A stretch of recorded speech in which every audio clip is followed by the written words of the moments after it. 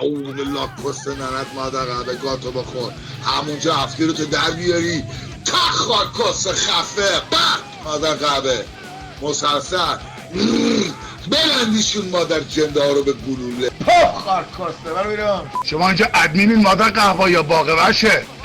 این اسم منو مادر جنده های خراب نمیکنه کسی. مادر جنده های عوضی.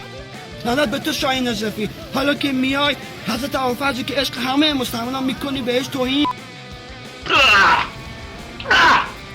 این شربستینه. ریال ایران درسته الان ارزش نداره ولی مرام داره.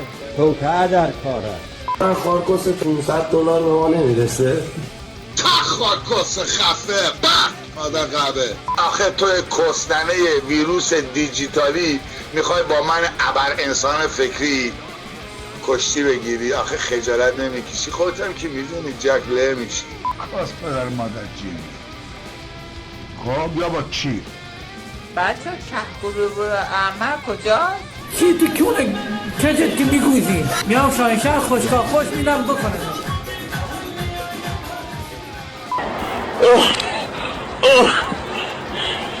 یپ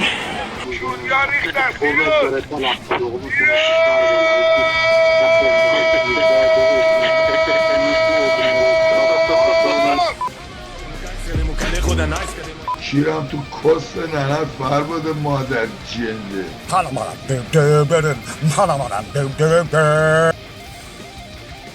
تو هواداری یا کی؟ تو دشمنی بیناموسی؟ نیست. چرا؟ چون من دارم اونجا کامنت ها رو خونم هی اینا دارم مینویسن بازم اونجا دارم بی احترامیشون میکنم میگن تو اینا طرفدارای تو نیستن. وای شیرم تو کس خار کسر.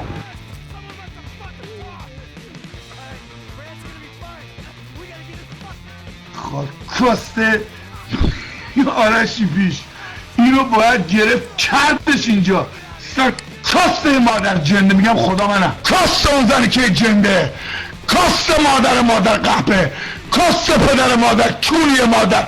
کاسته مادر قهبه. مادر کاسته مادر جنده. مادر کاسته فلک زده. مادر کاسته پدر سگ.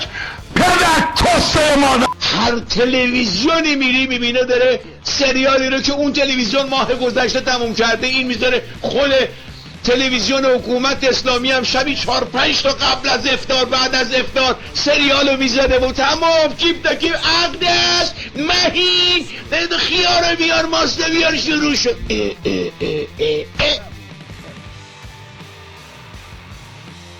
صبح زود و بعد از ظهرم اون رادیو ای ام و رادیو مروتی و اینو ربنا پاسگاه مشکل من میکنه، نه پاسگاه مشکل من میکنه، نه بخشاری، نه شهرداری، هیچکی مشکل من نمیکنه. نگه از من رای نمیخواه، من رایم نمیدم. تو توی جمهوری اسلامی ای بچه جل بخیری کجا چی میکنی؟ بخیر هستی؟ کجا میری؟ سلامتی؟ چی میکنی؟ کرم دفعه که گوکه کرم دادانت. اگه همین پولای داشتم میرم تو کس میکنم باش.